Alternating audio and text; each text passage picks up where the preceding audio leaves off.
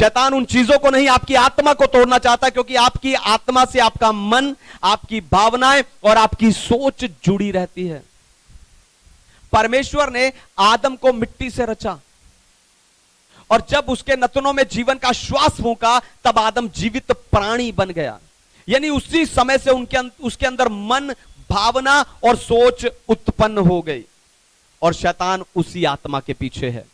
शैतान आपकी उसी आत्मा के पीछे है। वो आपकी चीजों को तोड़कर आपकी आत्मा को तोड़ता है, आपके भावनाओं को घात करता है और आपके मन को निराश करता है।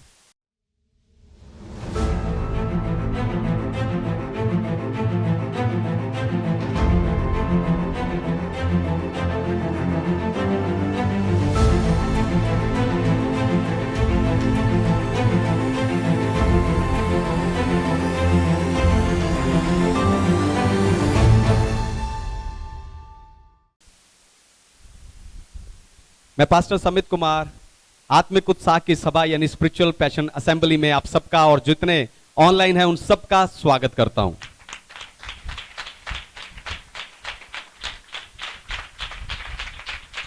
जोरदार तालियों से हम स्वागत करें। तो आए आज के वचन में चलें और पवित्र शास्त्र बाइबल से आज का संदेश सुने। आज का संदेश है शैतान किसके पीछे है।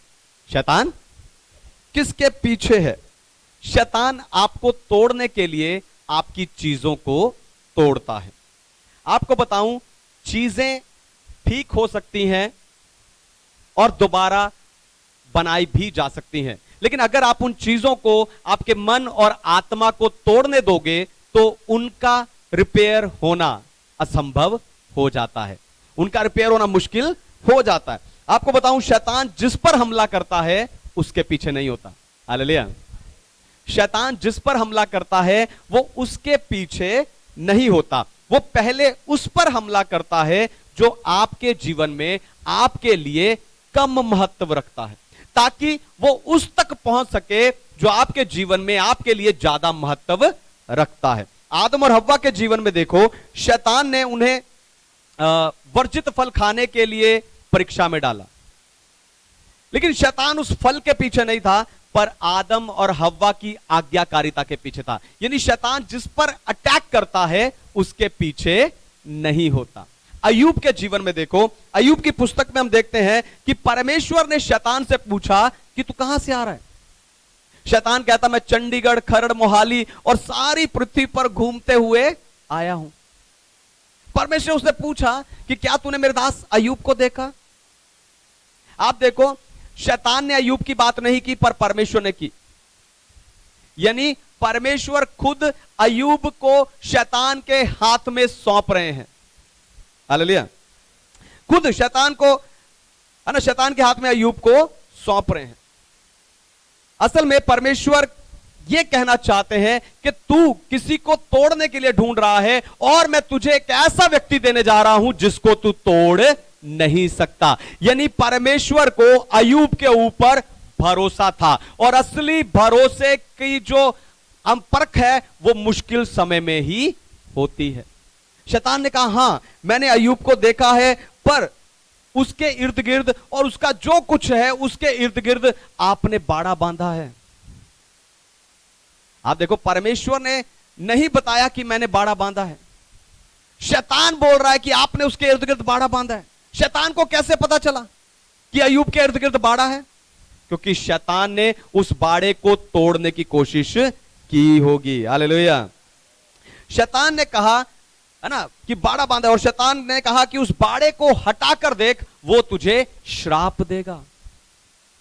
परमेश्वर का बाड़े को हटाने के कारण ही अय्यूब को शरीर में दुख उठाना पड़ा। वो बीमार हो गया, उसे तंगी में से होकर गुजरना पड़ा, उसकी धन संपत्ति सब खत्म हो गई, उसके कई रिश्ते, कई क्या सारे रिश्ते टूट गए। सिर्फ एक ताने देने वाली पत्नी और ताने मारने वाले 3 दोस्त बचे थे, बाकी सब रिश्ते खत्म हो गए। पर आपको बताऊं, शैतान अय्यूब के शरीर के या उसके पैसे के या उसके रिश्तों के पीछे नहीं था, पर परमेश्वर के प्रति उसके समर्पण के पीछे था। यानी शैतान जिस पर अटैक करता है उसके पीछे नहीं होता। यही हम नए नियम में प्रभु यीशु मसीह के जीवन में देखते हैं। जब आत्मा उन्हें सिखाने के लिए जंगल में ले गया, तब वहां पर शैतान उनकी परीक्षा करने आया। प्रभु 40 दिन वहां निराहार रहे, और जब उन्हें भूख लगी तो शैतान ने कहा, इन पत्थरों से कह कि रोटी बन जाए। मैं जानता हूं तुझे भूख लगी, इन पत्थरों से कह ये रोटी बन जाए। शैतान यीशु से रोटी तुड़वाना नहीं चाहता था। ध्यान से सुनिए, शैतान यीशु से रोटी तुड़वाना नहीं चाहता था, वो उससे उसका उपवास तुड़वाना चाहता था। यानी शैतान जिस पर अटैक करता है उसके पीछे नहीं होता। आपको बताऊं, यह सिर्फ आदम और हव्वा या अयूब या फिर यीशु की बात नहीं है, शैतान आपके जीवन में भी यही करता है। शैतान जिस पर हमला कर रहा है आपके जीवन में, शैतान जिस इलाके में, जिस क्षेत्र में, जिस बातों में हमला कर रहा है, वो उसके पीछे नहीं है। शैतान आपके जीवन में जिन चीजों को तोड़ रहा है वो उसके पीछे नहीं है। असल में वो उसे तोड़ना नहीं चाहता, पर आपकी आत्मा को तोड़ना चाहता है। हालेलुया। शैतान उन चीजों को नहीं, आपकी आत्मा को तोड़ना चाहता है, क्योंकि आपकी आत्मा से आपका मन, आपकी भावनाएं और आपकी सोच जुड़ी रहती है। परमेश्वर ने आदम को मिट्टी से रचा, और जब उसके नथनों में जीवन का श्वास फूंका, तब आदम जीवित प्राणी बन गया। यानी उसी समय से उसके अंदर मन, भावना और सोच उत्पन्न हो गई। और शैतान उसी आत्मा के पीछे है। शैतान आपकी उसी आत्मा के पीछे है। वो आपकी चीजों को तोड़कर आपकी आत्मा को तोड़ता है, आपके भावनाओं को घात करता है और आपके मन को निराश करता है। लेकिन आज इस वचन के द्वारा और इस वचन के बाद होने वाली चंगाई और छुटकारे के समय के द्वारा परमेश्वर आपकी आत्मा को चंगा और उत्साहित करेंगे।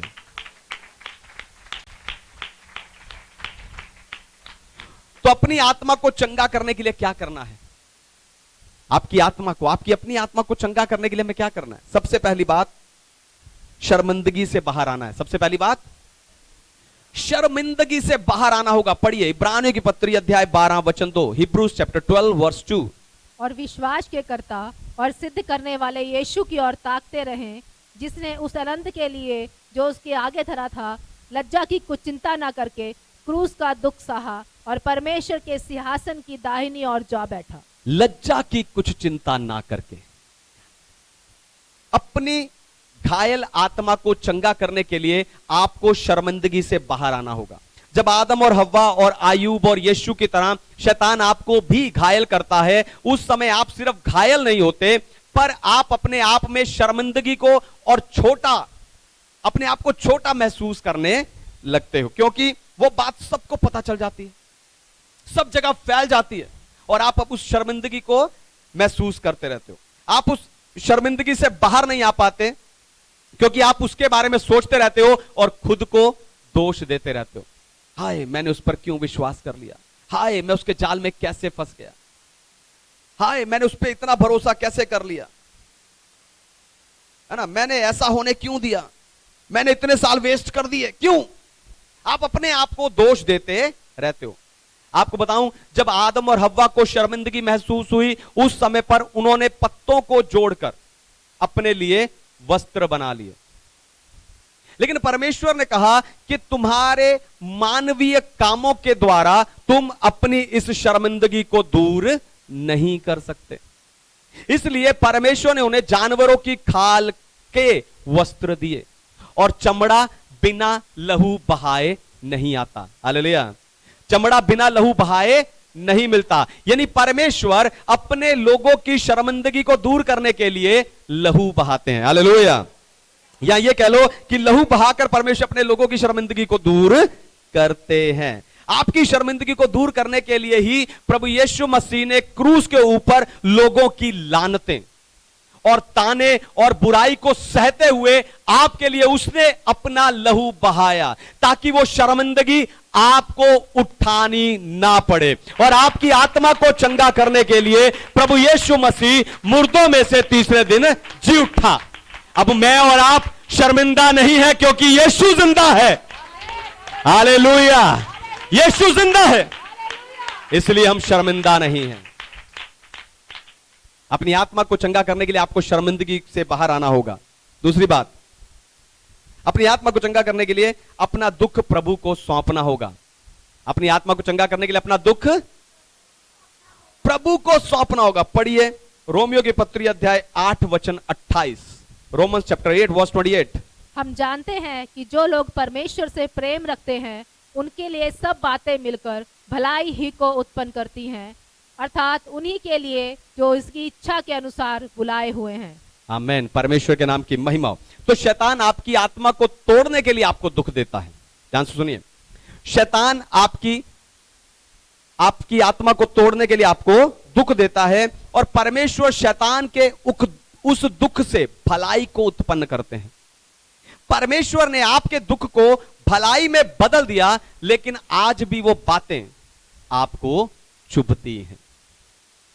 जब आपको आपका खोया हुआ समय, अवसर, पैसा और रिश्ते याद आते हैं, आपको वो दुख देते हैं और आंखों से आंसू बहने शुरू हो जाते हैं। पर बाइबल कहती है जो आंसू बहाते हुए बोता है वो जय जयकार के साथ लवने करने पाएगा। आपको बताऊं, यह सिर्फ एक वायदा नहीं है पर परिपूर्णता तक पहुंचने का मार्ग है। दोबारा सुनिए, ध्यान से सुनिए। आंसू के साथ बोना, जय जयकार के साथ लवने करना, यह सिर्फ एक वायदा नहीं है पर परिपूर्णता तक पहुंचने का मार्ग है। यानी आपके दुख से छुटकारे तक का मार्ग है, यानी आपकी आत्मा के चंगाई पाने तक का मार्ग है। आपने जो आंसू बहाने थे, जो आंसू बहा चुके, जो आंसू बहा रहे थे वो बहा दिए हैं, पर अब अपनी आत्मा की चंगाई के लिए आपको उस सारे दुख को प्रभु को समर्पित कर देना चाहिए। उन सारी बातों को परमेश्वर को समर्पित कर देना चाहिए। आपको बताऊं, दुख को बढ़ाना या घटाना आपके अपने हाथ में है।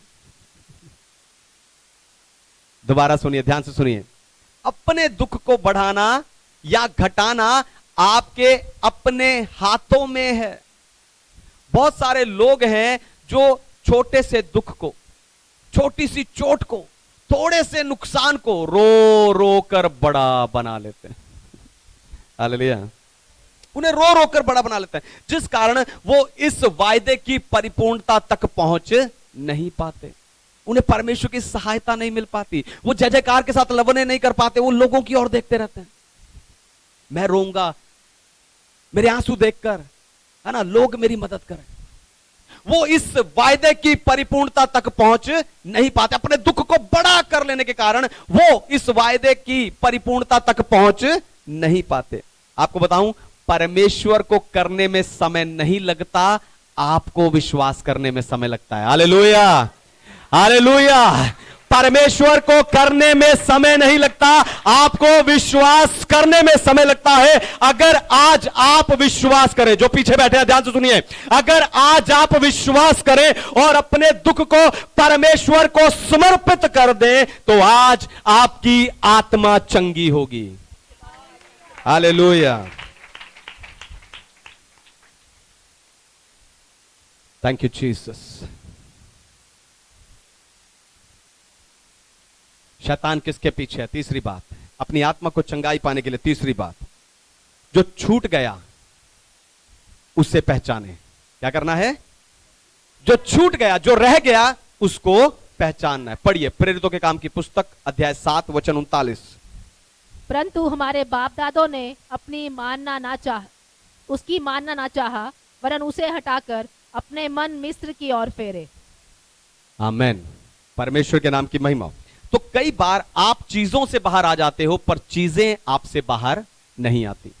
आप दुख से बाहर आ जाते हो पर दुख आपसे बाहर नहीं आता। ऐसे समय पर आपको अपने जीवन के अंदर झांकना चाहिए और देखना चाहिए कि अभी भी क्या रह गया है, अभी भी पीछे क्या रह गया है।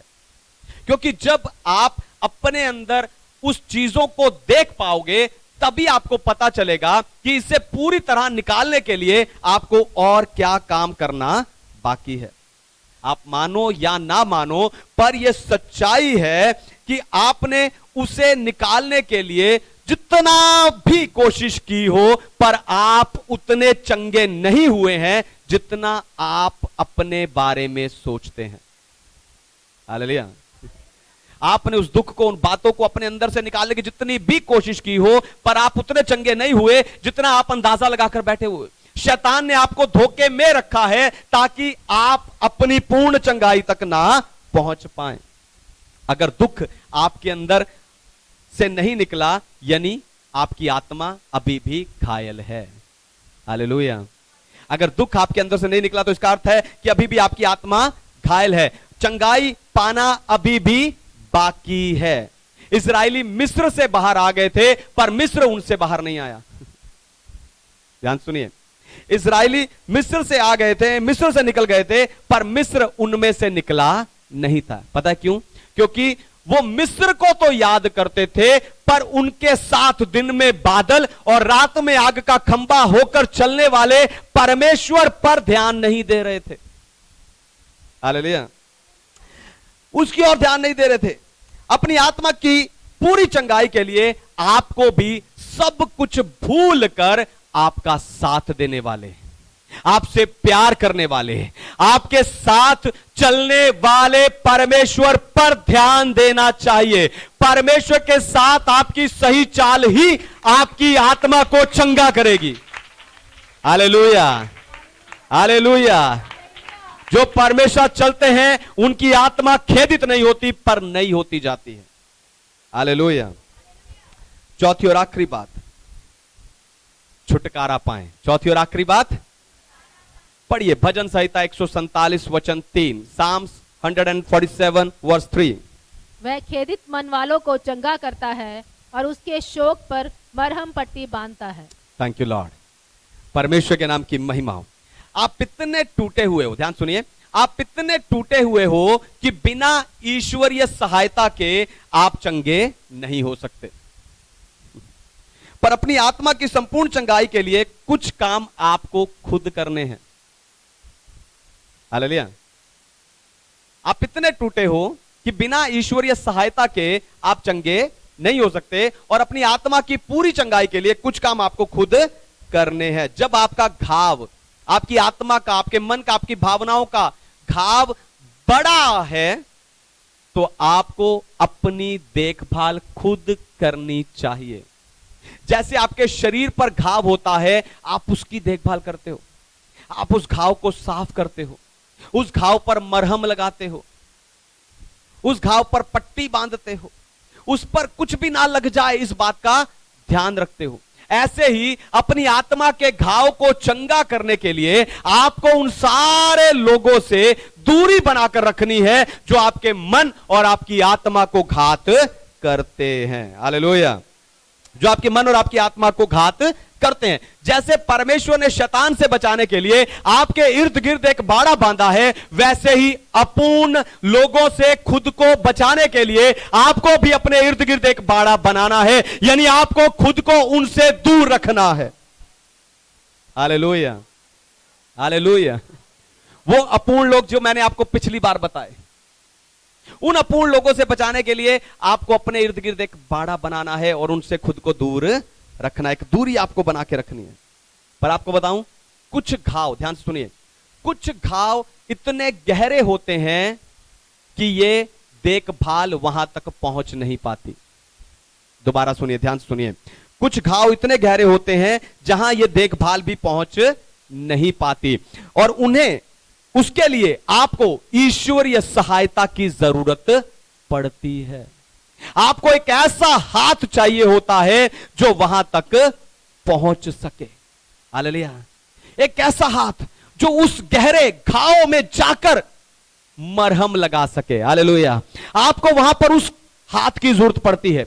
और यशाया भविष्यवक्ता की पुस्तक 50 अध्याय 2 वचन में परमेश्वर कहते हैं कि मेरा हाथ ऐसा छोटा नहीं कि ना छुड़ा सके। और आज परमेश्वर का वही हाथ आपके मन को, आपकी आत्मा को और आपकी भावनाओं को चंगा करे, उन्हें उत्साहित करे यीशु के नाम से। हालेलुया। आइए अपनी आंखों को बंद कीजिए और मुंह खोलकर उसका धन्यवाद करना शुरू कीजिए।